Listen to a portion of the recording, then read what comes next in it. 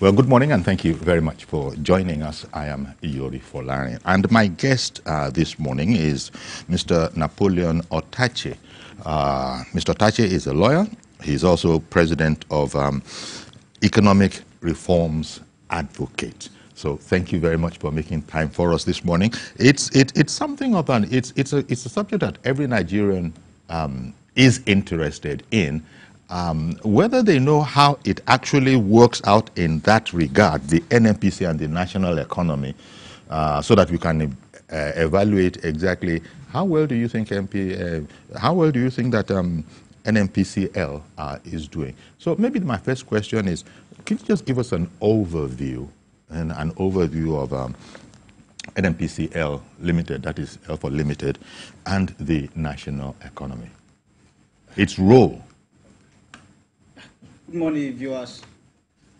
My name is Barrister Napoleon Otache, a member of the Economic Reforms Advocate. Our mandate is to discuss issues, policies that affect the Nigerian economy. NNPCL.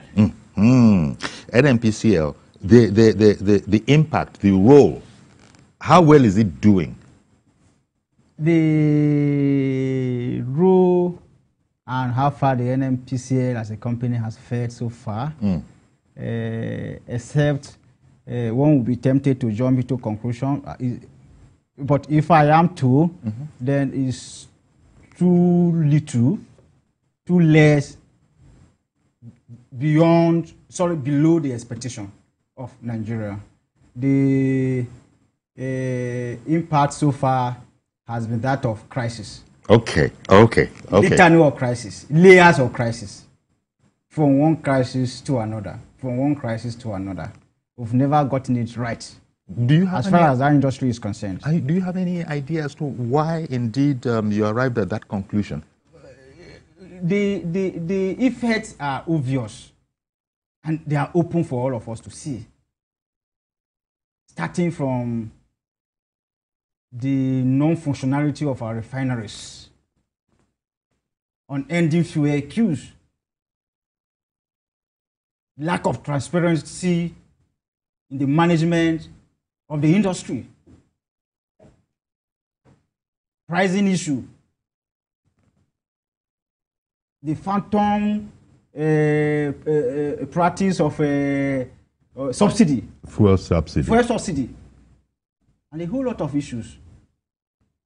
So those are the manifestations of what made me to arrive at that conclusion that the performance of the corporation as it was, now a company, is truly below the expectation of Nigerians. You know, just sort of taking baby steps at this. People were thinking, first of all, we know we have about 4 of our refineries before Dangote's refinery. They're said to be in a hapless state, not working. So what was NNPC doing? Why couldn't it get those ones up and running? And now that seems to be playing a role, because now that Dangote has come on stream, he's been at loggerheads. Either he's been at loggerheads with the NNPC or the NNPCL has been at loggerheads with him, but they don't seem to the ordinary person to be the best of cooperating partners. Yes. Let me start with the question of why are our refineries not working? That poser may not have any answer in the next 2 decades.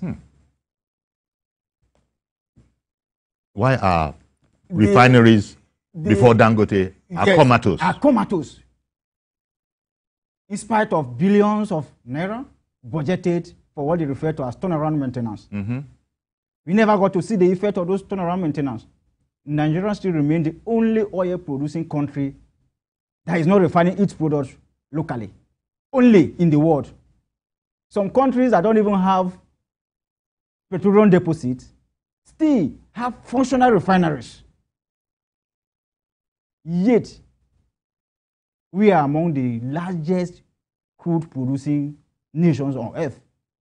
But we don't have the capacity, we don't have the facility to refine the products locally. Yet we have a body, we have a company, a corporation charged with that task. And has not been able to. And he has not been able to find a solution to that national embarrassment. The question of the non-functionality of Nigerian refineries are as old as the issues with ASU. They are the two twin national devils. The day we tackle those two issues, then we cannot say we are taking the right steps. Okay. Now, as you know, crude, petroleum, it's a great contributor, in fact, an overly significant contributor to revenues, national revenues. And you would have thought that with the arrival of the Dangote refinery, we'd get some sort of a relief. But most Nigerians, even though there's an ongoing conversation as to what exactly is going on and how it would appear that the NNPC is trying to save Nigeria from, monopolistic, being a victim of monopolistic tendencies, it still isn't clear to most people why they are at loggerheads. Before coming on stream, it was celebrated around the world that we have the largest refinery in. Is it in the world or in the Africa? world, a single refining facility. So all of this, it was in their presence that all of the groundbreaking and all of that worked. But now, I don't know. Do you know what exactly is going on where Dangote doesn't have joy? Dangote is being accused of being wanting to be a monopoly. Asking that all our needs should be bought from him, because all of these have a tie back to the national economy. Give me your own understanding in a way where the ordinary person will understand it. This discourse is very interesting, as embarrassing as it is. Dangote, ordinarily, that should be celebrated as a national hero, is rather now being vilified by those that are supposed to have accorded him the honor. Can we rightly say that it is Dangote that's responsible to the non-performance of our refineries? As an individual, no. The answer is no. When was Dangote refinery built? When did it commence operation? Less than 2 months. So for the past 20 years or thereabout, were our 4 refineries performing even up to 50%? The answer is no. Did Dangote contribute to those refineries not functioning? The answer is still no. Coming of Dangote on board, to me, is more of a face saving. Being the richest black man on earth, and then his country is in this embarrassing situation. He had to take a bold step to do that which he had done by building the largest single refining facility in Nigeria. Because it has shown that the country and those at their firms or the oil industry lack the capacity to do so. The crisis we are witnessing is far from the national interest. To me, it appears to be more of a clash of personal interest. Perhaps the operations of Dangote refineries may likely affect the personal interest of the powers that be. Powers that be, those who are benefiting from the non-functionalities of our refineries over the decades. Their interests are going to be affected by Dangote refineries coming on board. So they are kicking, and they are kicking very hard. It seems, perhaps it might be overly simplistic, but a lot of people thought that Dangote is a Nigerian. Yes. His refinery is a Nigerian refinery. Yes. We know the problems we've had with importing fuel and all of that. So once we have it, and then President Tinubu also added that, you know what, the squabble that's going on, okay, let crude be sold to him in Naira. And so we escape a lot of those hassles.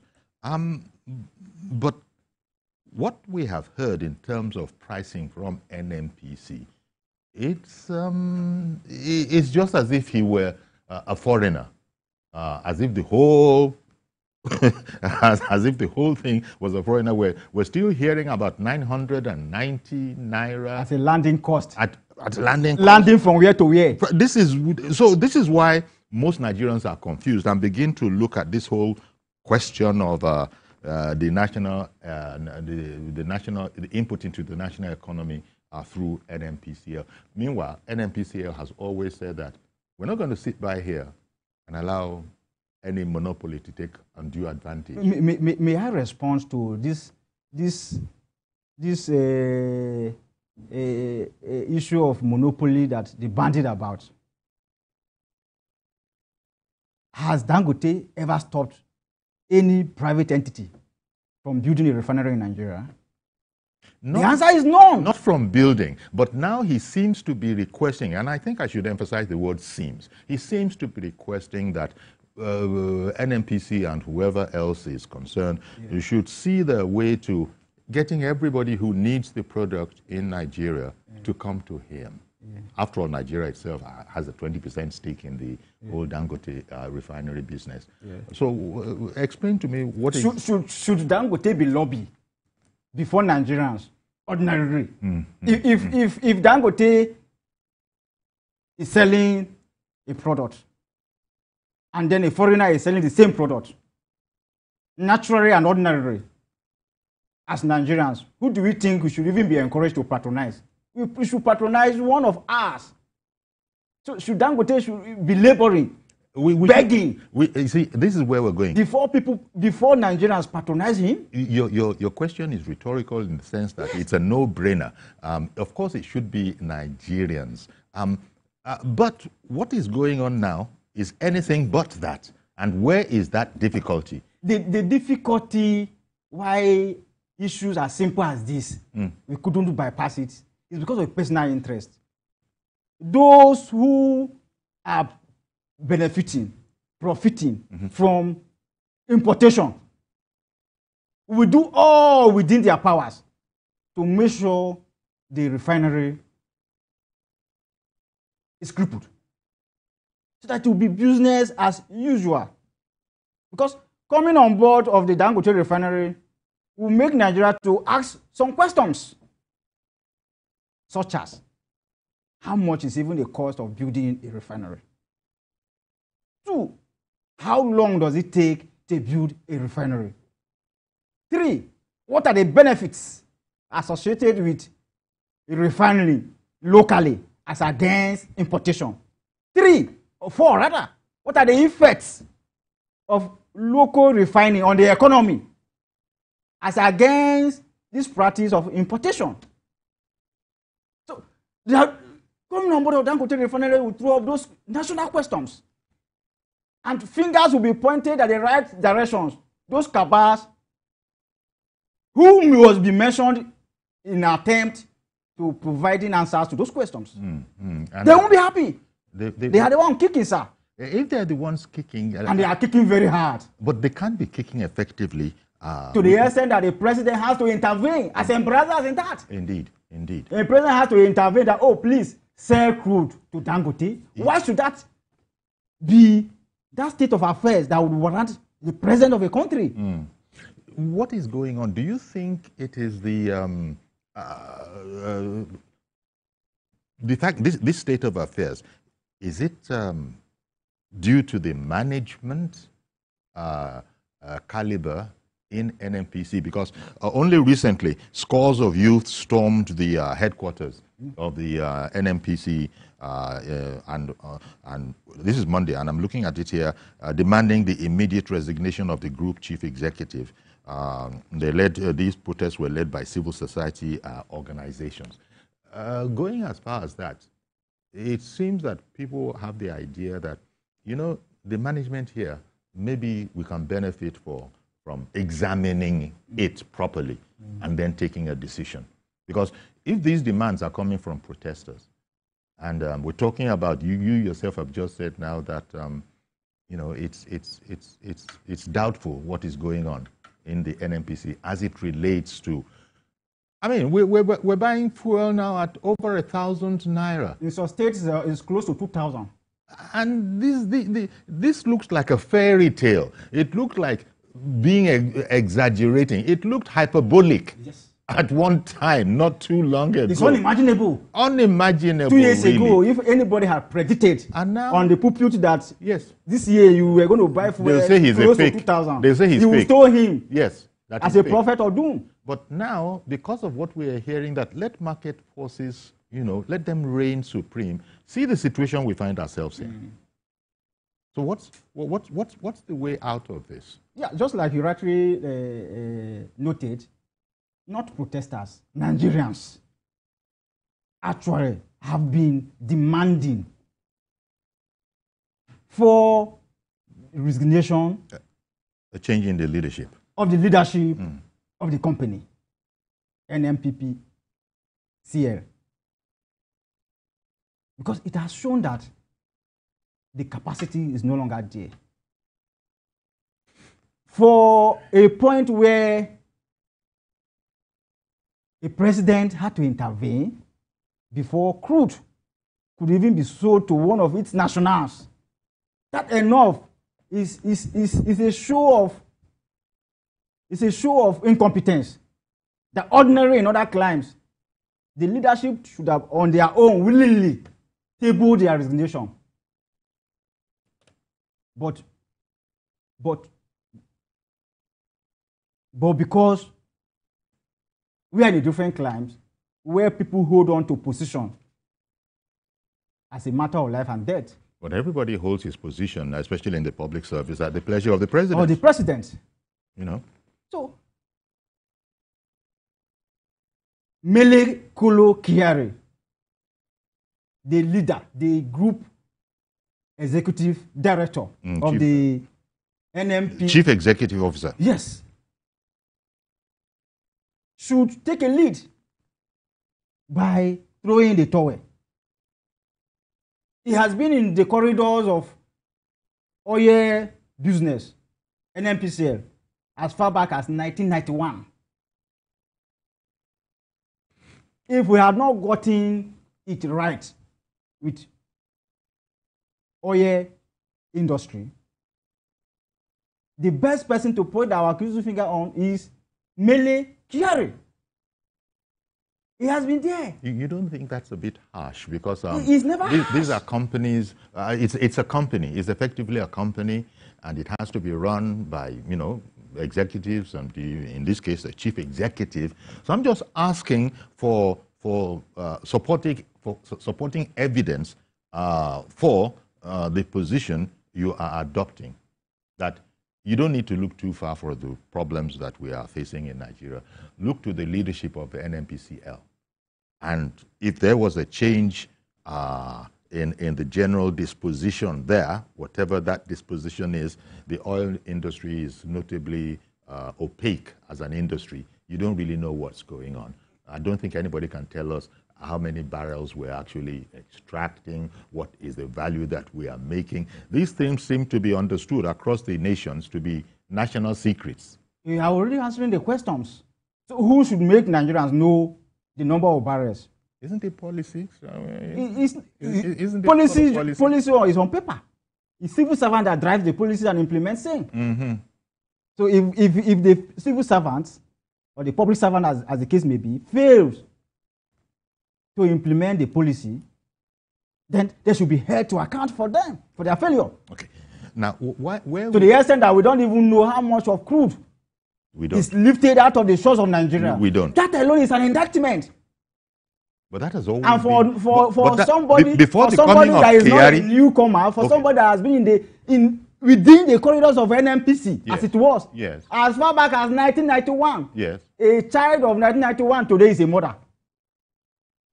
Indeed, I hear what you're saying. That is what it is. But even from before the arrival of Mele Kyari, yes, this has held true, and not just in Nigeria, where people are they're being secretive about these crucial facts. So you will never, you people deal with facts, statisticians, policy analysts, and they need to deal with facts and figures. But I don't think very many people can say that they have the facts and figures to make an intelligent diagnosis of, quite frankly, the economic mess that we're in. The oil and gas business in Nigeria is shrouded in utmost secrecy. Not to say mystery. So the secrecy is as deep as knowing the content of Coca-Cola. And that, as deep as that. And you think it's a self-serving secrecy? These are imposed by the leadership. Because without them... To the extent that even our lawmakers cannot beat their chest to say, this is what NNPC has earned from so and so. They cannot. Well, if indeed, for the moment, as we're just sitting across each other, yes.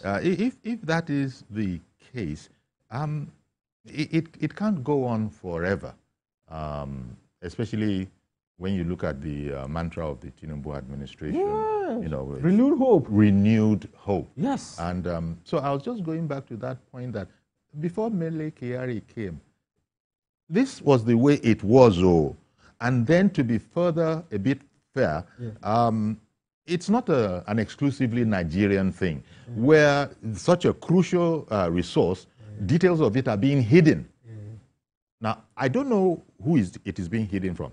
I don't know if this whole idea, if you go back to Obasanjo's time, and now we have Tinubu, I don't know if those presidents also know this, or secrets are kept from presidents themselves. Can the presidents not demand to know? The presidents can demand to know, because whoever is appointed is there at the mercy of the president. The pleasure of the president. At the pleasure of the president of the country, being the leader of the country. But it does appear, yes, you and I know that this has been the business as usual. The head of the NNPCL, we are talking today, has been there and was inherited by this administration. But should we rather continue in this error? The answer is no. No matter how far you have made a mistake, the best solution is not to continue in making the mistake. The best solution is to ask yourself on how to find the path of honor and to retrace your steps. Finding or retracing the steps would naturally mean the leadership has to be overhauled. Because if we continue, it will be business as usual from administrations to administration. And then the only thing we could point out, oh, this is how it was. And this is how it is now. So now that we have a brand new president, with a powerful cashing policy of renewed hope. Hope encompasses everything positive, everything good, all manner of lofty innovations, part of which should be that the company, NNPCL, be repositioned so that it can benefit the Nigerian economy and also benefit the citizens. The way it is, we are rather spending money on the company. At a point, they even declared zero profit.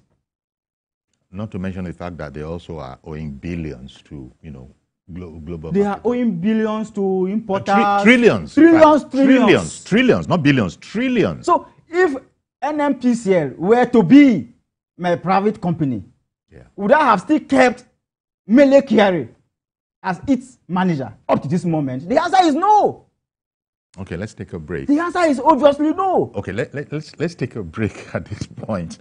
We'll be right back with this conversation, and we'll also open the phones in case we can get opinions from there.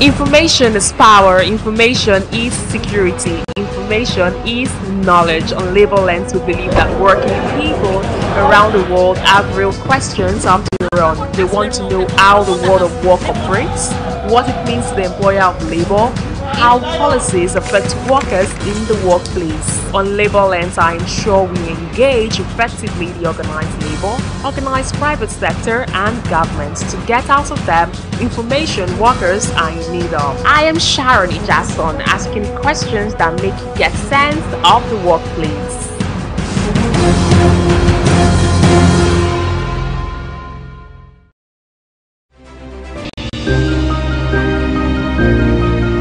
Sometimes it's the story that calls. At other times, the people just want to be heard. School, I need students, but I need teacher. Can't continue like this.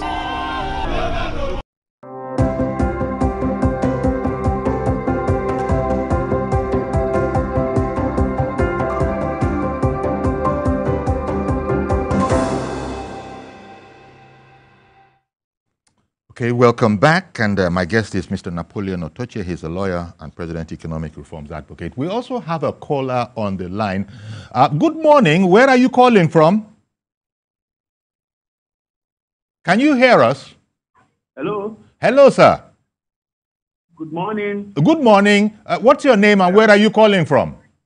Adebayo is my name. I'm calling from Lekki, Lagos. You're welcome, sir. Thank you. Adebayo. Yeah. In Lekki. Go ahead, please, with your comment. Thank you, sir. Yeah. I just want to make a contribution to what you are discussing. Sure.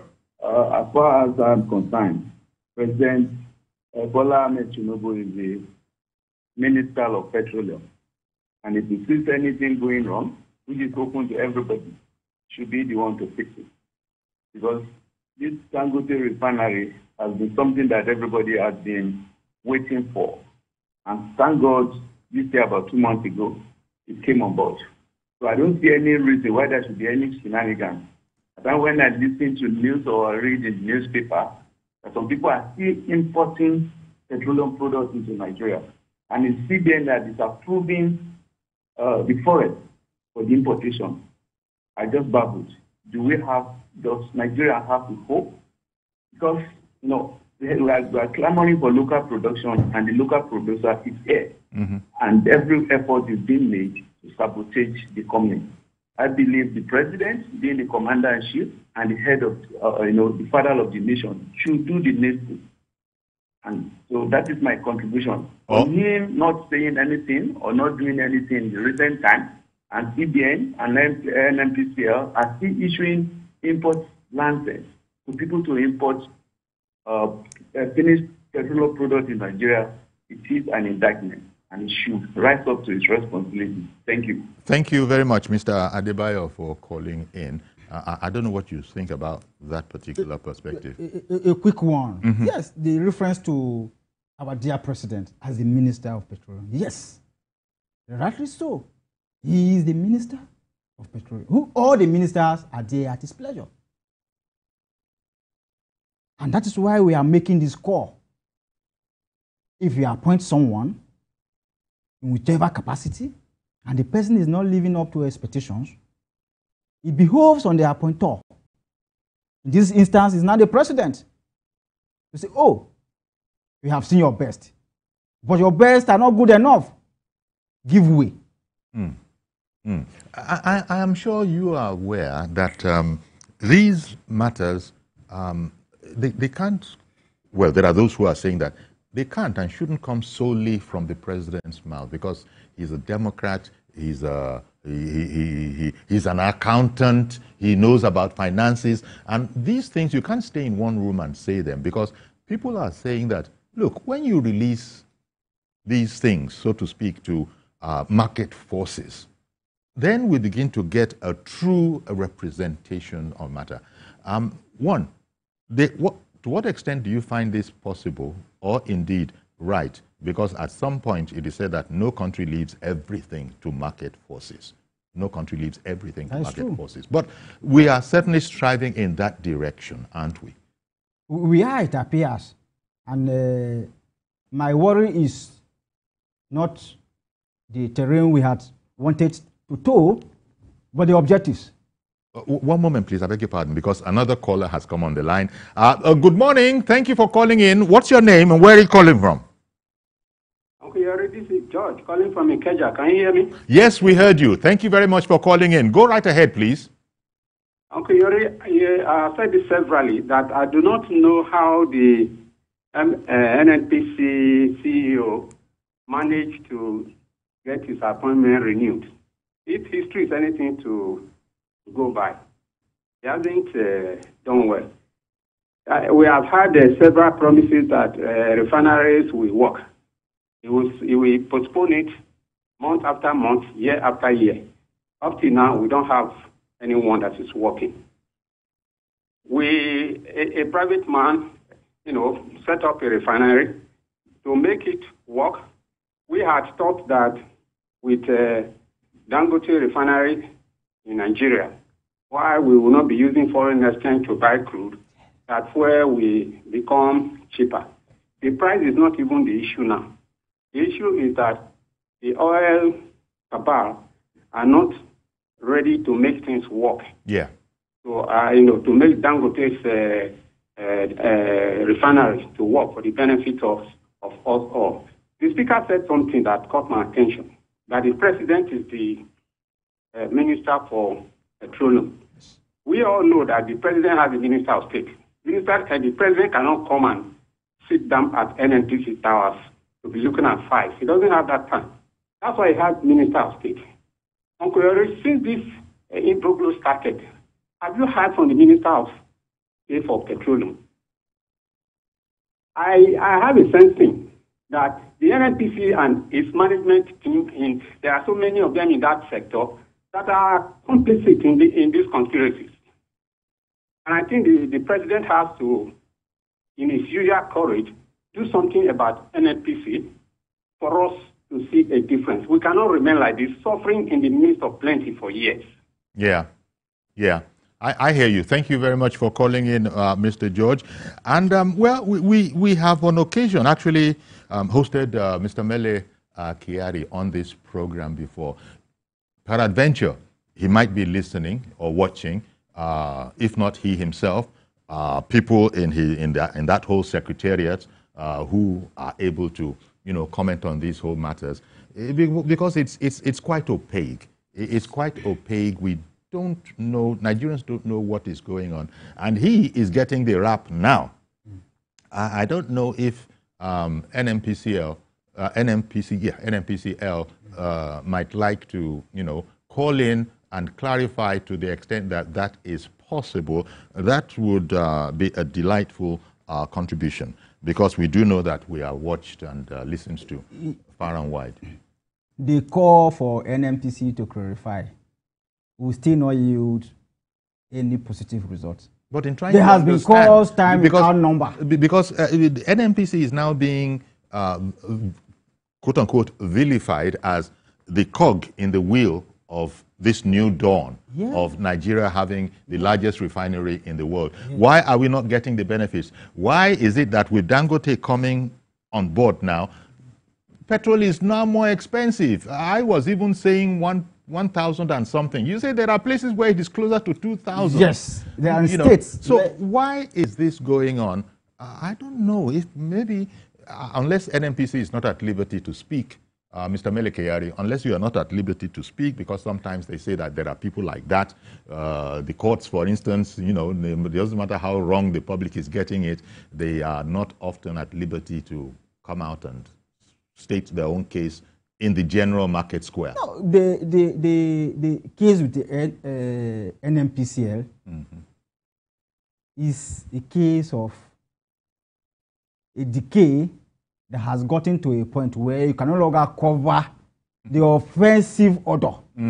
The odor is so offensive that you can, no deodorant can ameliorate the effect of the smell. That is the situation with the NNPC. Our National Assembly, oftentimes without number, have called public hearings, investigation upon investigation. Civil societies have also dragged NNPCL and its management to court for accountability and disclosure. Yeah. That will still not change. As recent as last month, I'm aware, Femi Falana, SAN, wrote demanding for certain information on the basis of Freedom of Information Act. They refused. I'm also aware my colleague wrote to NNPC headquarters demanding for certain. If you see their response, you laugh. And they replied to say that they are not under any obligation to provide any information because now they are a private entity. That is their definition.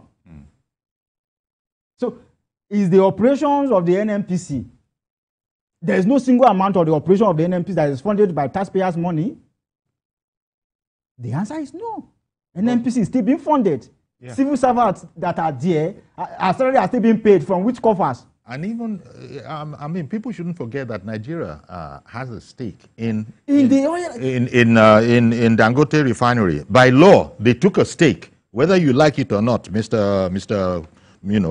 Promoter. Yeah. We, the Nigerian state, will take a stake. It is. So they have a stake. Nigeria also, as a country, has some shares in the refinery.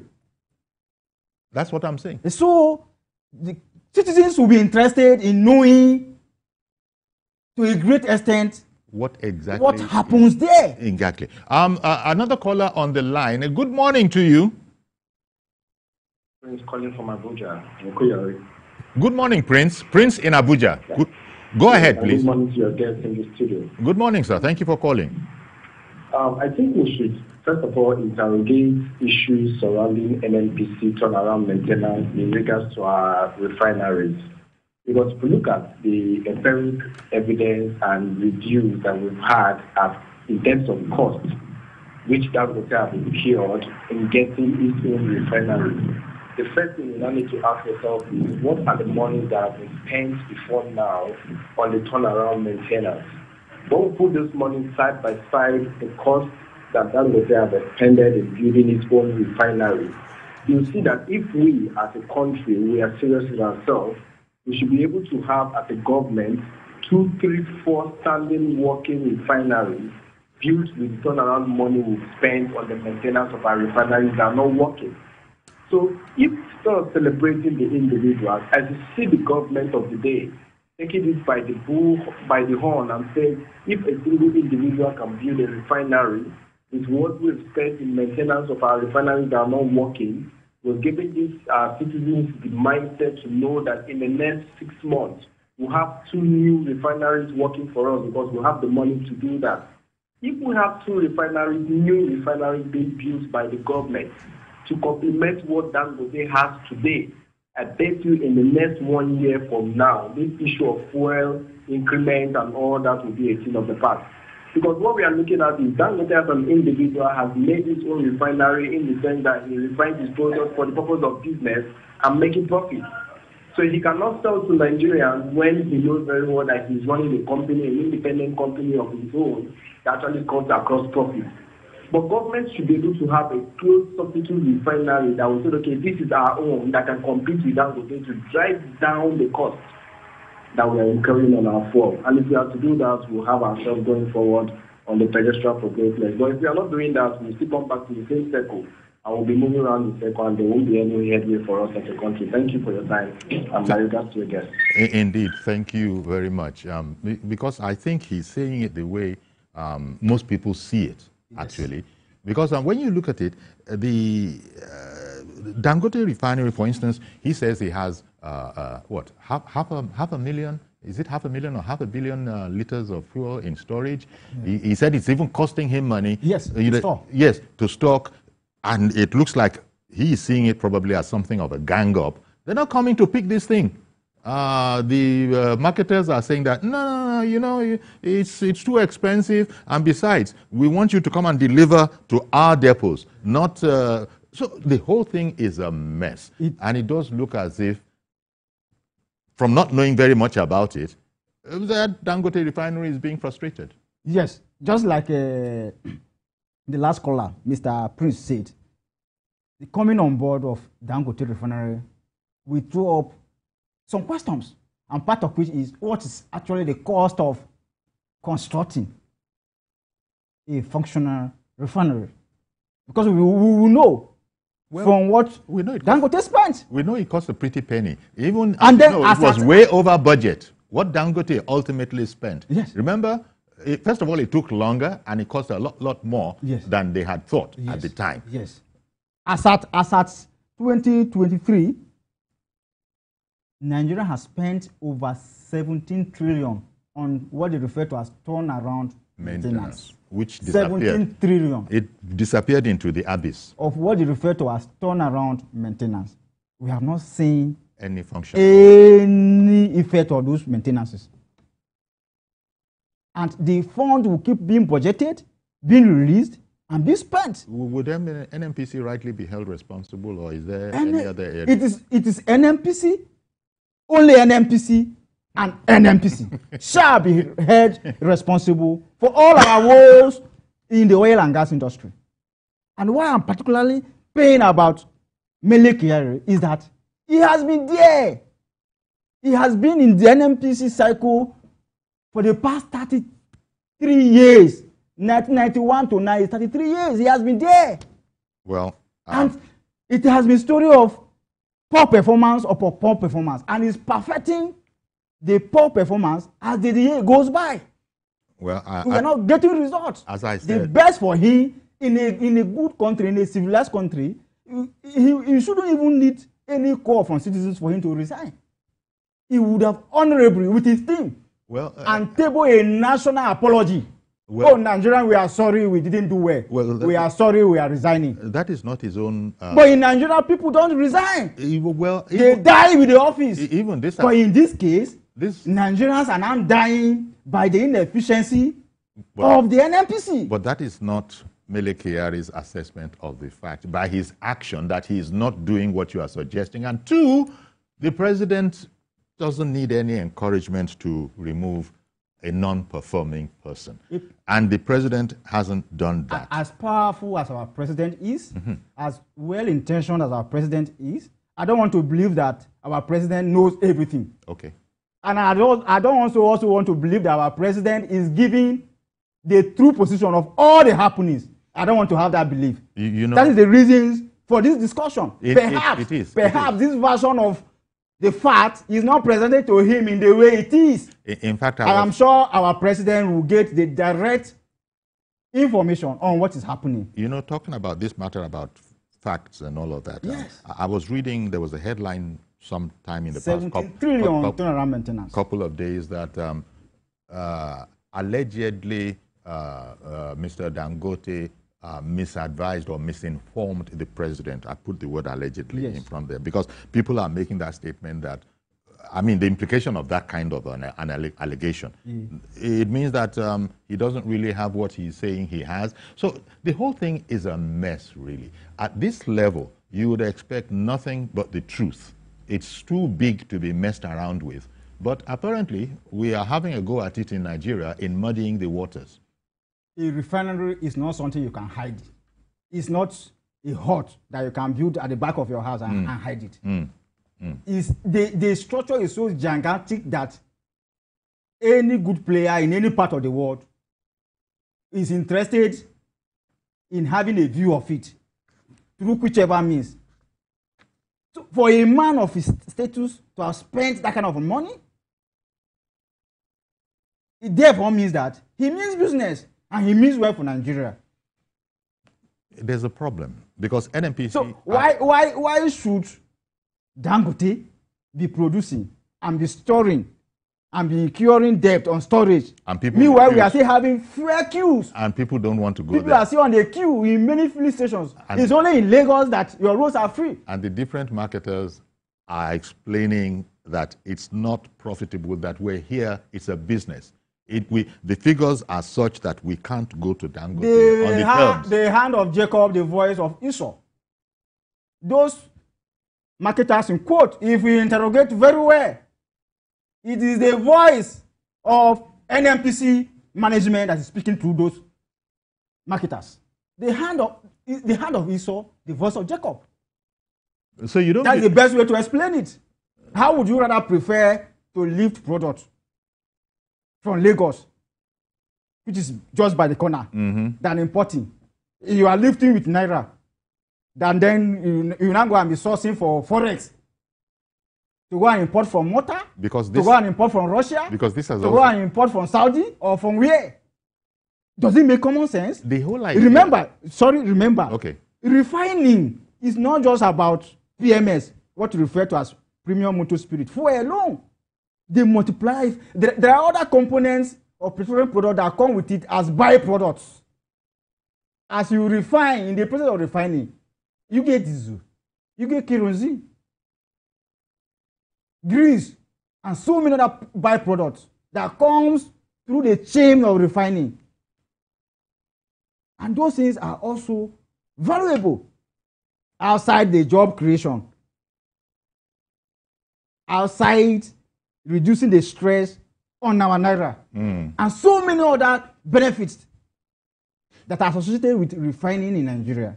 But rather, we prefer, recently they give licenses to some persons, not to build refineries, but to import.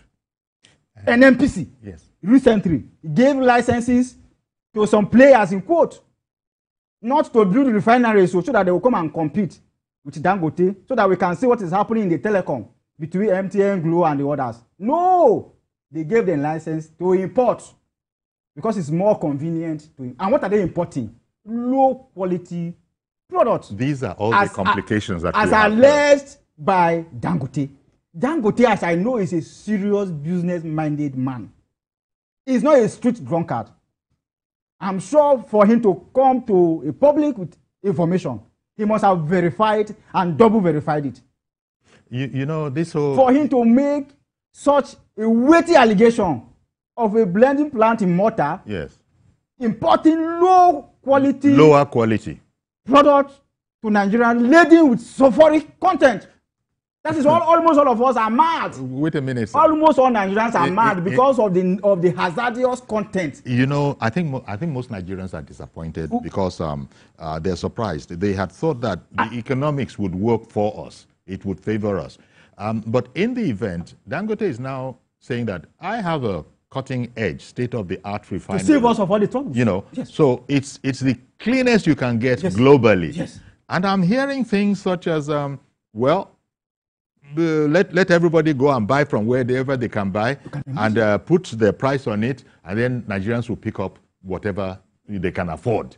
Quite frankly, I don't know. So it looks like this opaqueness that we have been experiencing is going to continue for a while. At a point after the production of last 2 months, before distribution, there was an attempt by the NNPC. 2 minutes to 30 seconds. There was an attempt by NNPC to hijack the delivery, so that they will now be the one to take the entire product for NNPC and determine how much they will sell to what they refer to as independent marketers. They are not independent. Well, they are all the appendages of the powers that be at the NNPC. Well, what I can say at this stage, because Dangote rejected that move. Mm-hmm.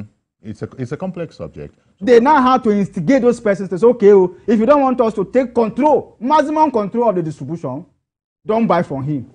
Okay. You know what, Mr.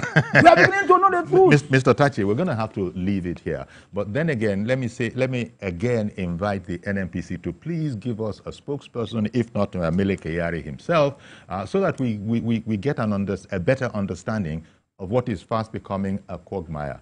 The more they appear to talk to Nigerians, the more they get us confused, the more. And the more they even get us angry. And the more they create further more crisis. So what action did you want? Scrap the management. All right.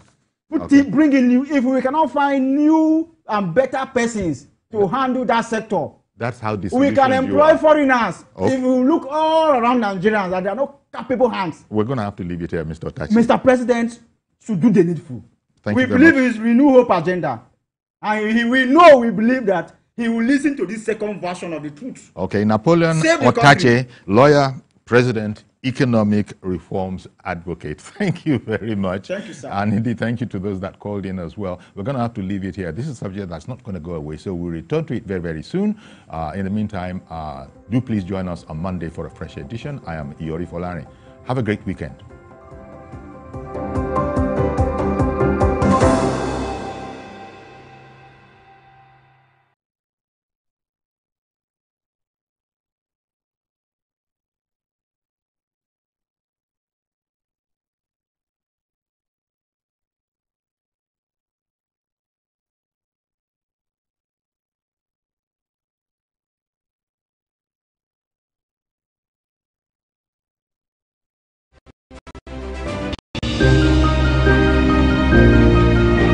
Sometimes it's the story that calls.